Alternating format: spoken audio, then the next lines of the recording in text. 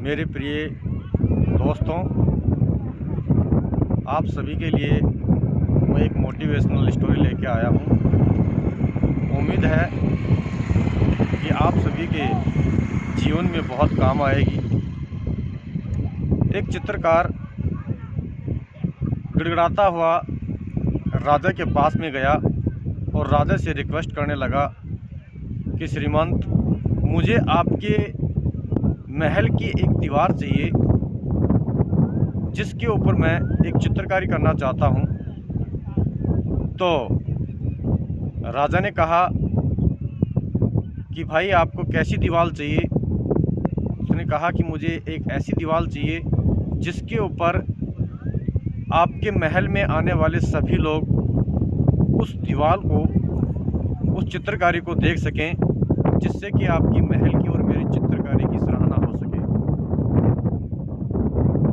तभी राजा के महल से एक कर्मचारी, जो सफाई कर्मचारी था,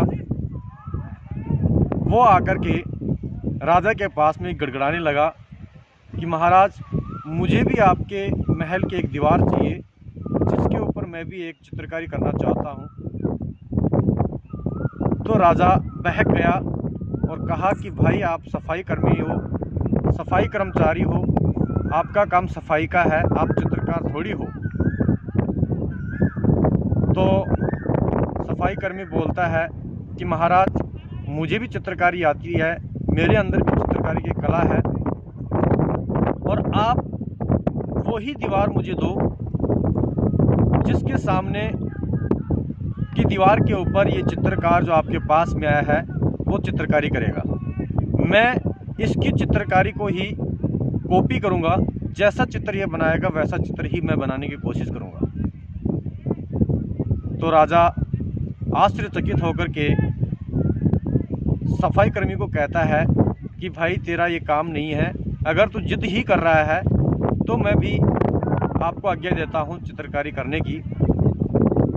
तभी चित्रकार अपना सामान लेकर के आता है और सामने की दीवार के ऊपर चित्रकारी करना शुरू कर देता है।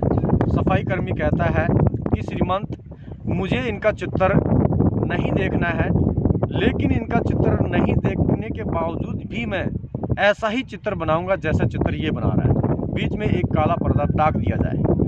तो राजा और ज़्यादा बहक गया कि भाई तू पागल हो गया है, तेरे से चित्रकारी नहीं होगी, तू कैसे देख पाएगा कि ये चित्र क्या बना रहा है, कौन सा चित्र है। लेकिन सफाई कर्मी नहीं मानता है और राजा उसको अनुमति दे देता है। बीच में एक काला पर्दा टाका जाता है। कुछ समय के बाद में चित्रकार अपनी चित्रकारी करके बाहर आता है, लेकिन अभी तक सफाई कर्मी जो चित्र बना रहा था उसका अभी चल ही रहा था और उसके पास में चित्रकारी का कोई सामान भी नहीं था, ना तो कोई ब्रश थी, ना कोई पेंट था।